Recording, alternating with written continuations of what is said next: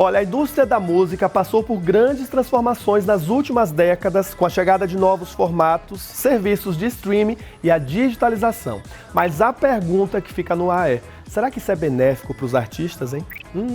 A gente, claro, bateu um super papo com ele, o famoso produtor norte-americano Steve Stoute, para entender um pouco melhor sobre o assunto e saber os possíveis caminhos nesse mercado. Dá uma olhada. Com uma longa carreira na indústria da música, o norte-americano Steve Stoute já trabalhou com nomes como Jay-Z, Mariah Carey, Nas, Will Smith e Mary J. Blige. Famoso por fomentar a parceria entre artistas e marcas, o executivo fundou a United Masters para distribuir artistas independentes com um novo modelo de negócio. E teve recentemente no Brasil para celebrar as operações da empresa por aqui.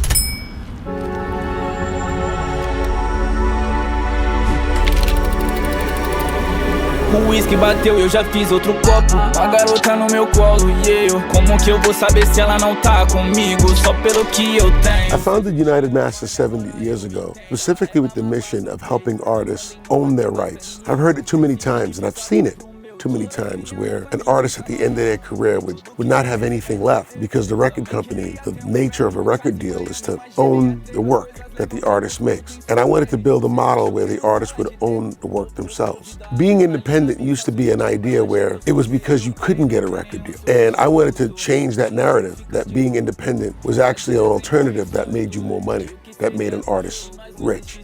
They got what they deserved. I don't want to say we're celebrating 3 years. I think we took 3 years to learn, help build a team, understand the market. We've been very happy with the growth and the success with some of the artists, the talent that we got a chance to work with. And I think now that we have spent the time, those 3 years, now we know what we have to do and how big the opportunity is. Brazil is the most exciting market in the world for music, because it's one of the fastest growing. It has 140 million subscribers on YouTube. And because of the diversity of people and sound, there's so many genius creatives, so many brilliant people who have something to say, and songwriters. I'm excited about the talent and very proud to be, in Brazil building a team, and United Masters being a platform that will help artists in the market.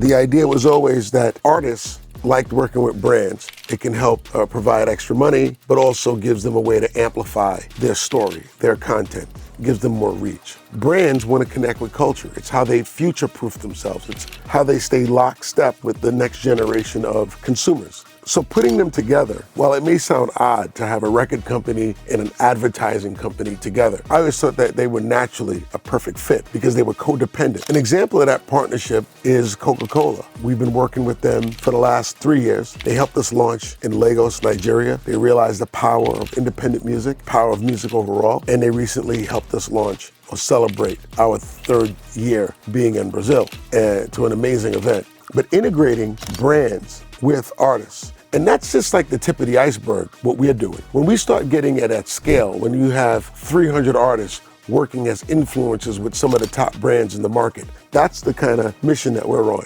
so that we give all of our artists a big opportunity to work with brands to make extra money again, but also gives them the opportunity to tour, get more reach, make more money, the opportunity to become a global superstar. I think brands are very important in helping artists reach that potential.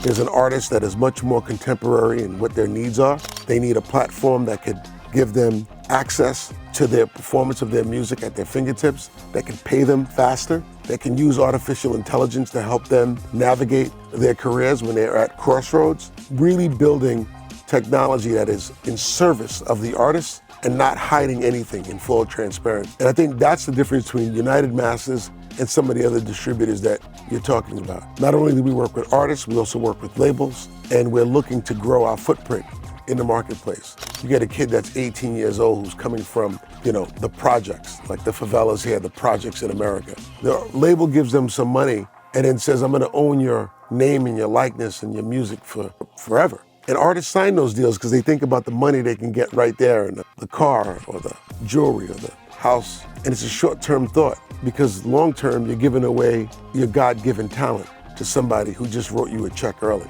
I don't think artists believe that anymore. I think they know there's another way. So there's a big shift in the artist's understanding, knowledge of the value that they bring to the table, and not just thinking they should sell themselves short for an upfront check. That's a big change.